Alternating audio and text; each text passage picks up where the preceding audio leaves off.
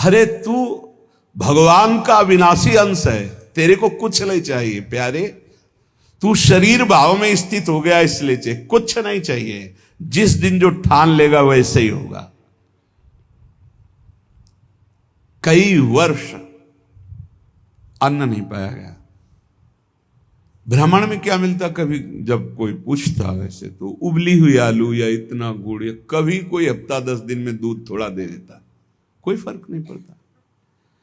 काफी समय तक भगवती भागीरथी के परम पावन दुग्ध का पान करके जैसा इस शरीर को बनाना चाहो 10 दिन केवल कष्ट लगता है। जैसे अन्न छोड़ो तो 10 दिन परेशानी, फलाहार छोड़ दो, केवल जल पे आ जाओ तो 10-15 दिन परेशानी, इसके बाद शरीर उसी में सेट हो जाएगा। वो उतने जल की खुराक में अपने जीवन को चलाने लगेगा। घबराते हो केवल कि ऐसा कैसे चल सकता है। सब सहन करने की कोशिश करो, सब सह लोगे।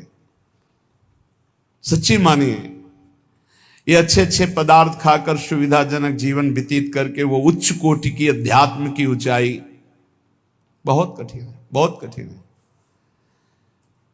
लालसा तो बहुत ऊंची करते हैं, लेकिन आचरण हमारे अगर ठीक नहीं है, हमारी वैसी लालसा के अनुसार साधना नहीं है, वैसे हम चल नहीं रहे, तो कैसे लालसा पूर्ण होगी। समझो, पहले देहूति जैसी पत्नी के लिए 10,000 वर्ष तक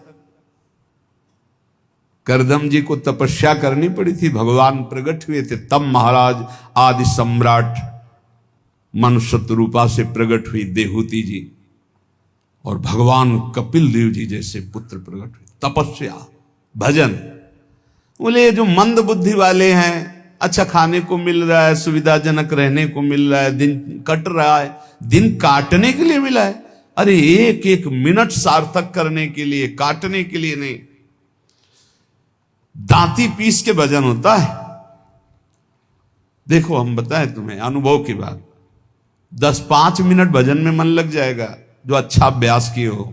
शब्द याद रखो, या हम खाई पी बातें कहते हैं। अगर भजन का अभ्यास अच्छा कर रहे हो तो 10-5 मिनट, बहुत बहुत 20 मिनट घसीट ले। इसके बाद वो संकल्प विकल्प खड़ा करेगा, बेमतलब की बातें सामने, और भजन को रोकने की कोशिश करेगा। चलाओ, एक मंत्र चलाना, दूसरा नहीं चलाना, एक पकड़ लो मंत्र। 20 मिनट के अंतर्गत आप हमारे अनुभव को देख लेना, एकदम दृश्य खड़े करना लगेगा। और ऐसा उल्टा चले गए, बस ऐसे होता है, दांती पीस के उसको बार बार लड़ो, बार बार उसको परास्त करो, उसको बार बार परास्त। बेमतलब की बातें, बेमतलब का दृश्य, बेमतलब की घटनाएं उपस्थित करके वो मंत्र को रोकेगा। चलाओ, ये भगवत मार्ग की बात कह रहा हूं। अब 1 घंटा निकालो आप ऐसे युद्ध में, फिर आप खड़े हो आसन से तो ऐसे खिड़की में गर्दन जाएगी। पहले कुछ देख लें, कुछ सुन लें, कुछ, और नहीं है तो ये वो अभ्यास कर ही नहीं सकता जिसके पास मोबाइल है, नहीं कर सकता। क्योंकि जब वो स्थिति आती है ना दांती पीस के इसको जबरदस्ती बस में करने की, पक्का समझो ऐसे ही करना पड़ता है। तो उसको लगता कैसे मारो, तो लगता है इसी मंत्र से मारो, ये तभी वो विचलित होता है। बार बार पसीना आ जाता है, माथे पे नहीं मन पे पसीना आ जाता है, थक जाता है। जब लस्त हो जाए, त्राहिमाम मच जाए, तब और जिद्दी बनकर मंत्र जप करो, अभी बस में हो जाए। नहीं, इस मन को दुलार करना है, मन के अनुसार चलना है, और भजनानंदी की लिस्ट लगानी, लिस्ट यही लगानी है ऊपर से। महान भजनानंदी, महान त्यागी संत, सुनना ये चाहते हैं और लड़ नहीं सकते 5 मिनट युद्ध इस मन से। बड़ा विचित्र खेल। तो बोले ये जो मंद प्राज्ञ है, ये निर्णय करने वाली, कुछ नहीं, कुछ समय के लिए ये शरीर मिला है, लड़ ले, जीत जाएगा, प्रभु की प्राप्ति कर लेगा। और अगर इसके दुलार में रहे तो मरेगा, ये जाएगा, ये छूटेगा शरीर। तू अविनाशी, ये विनाशी, तेरे साथ कभी नहीं रह सकता। जो भजन में प्रधान भाव रखे हुए वही उत्तम भाग्य वाले। श्रीपाद कह रहे मंद प्रज्ञास्त एवात्र मंद भाग्यास्त, अगर मंद बुद्धि तो मंद भाग्य, और तीव्र बुद्धि आप भजन के लिए निकले भजन। जब हम देखा कि शून्य जैसा हो गया मन, न मंत्र पकड़े न नाम पकड़े न कुछ नहीं, बस जिद, वो भी जिद्दी है। अरे तूफान को रोक लेना सहज है, हिमालय को उठा लेना सहज है, लेकिन मन को रोक लेना, ऐसा हमने योग वासिष्ठ में पढ़ा है। अब वो शून्य हो गया, जब जिद की शून्य हो गया, ना मंत्र पकड़ रहा है ना कुछ पकड़े, एकदम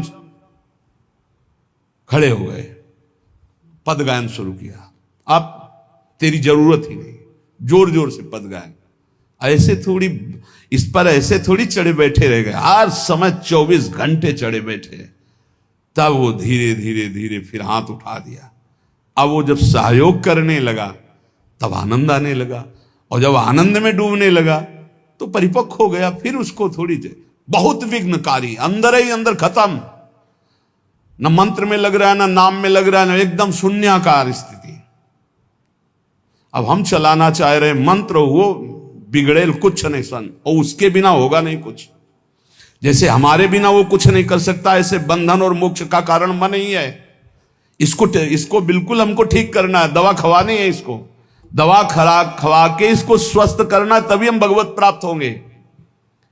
हमारे बिना ये कुछ नहीं कर सकता, तो इसके बिना भी हम कुछ नहीं कर सकते, क्योंकि यही बंधन और मोक्ष का कारण, इसको ठीक करना ही है। इसलिए लोक चिंता ननो धर्म चिंता न देहगा, श्रीमद वृंदावने राधा कृष्ण भाव भ्रतो मम। श्री वृंदावन में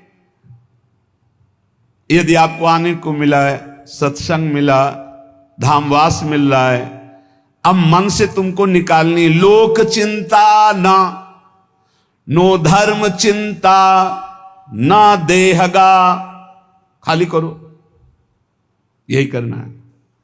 लोक चिंता नहीं होनी चाहिए।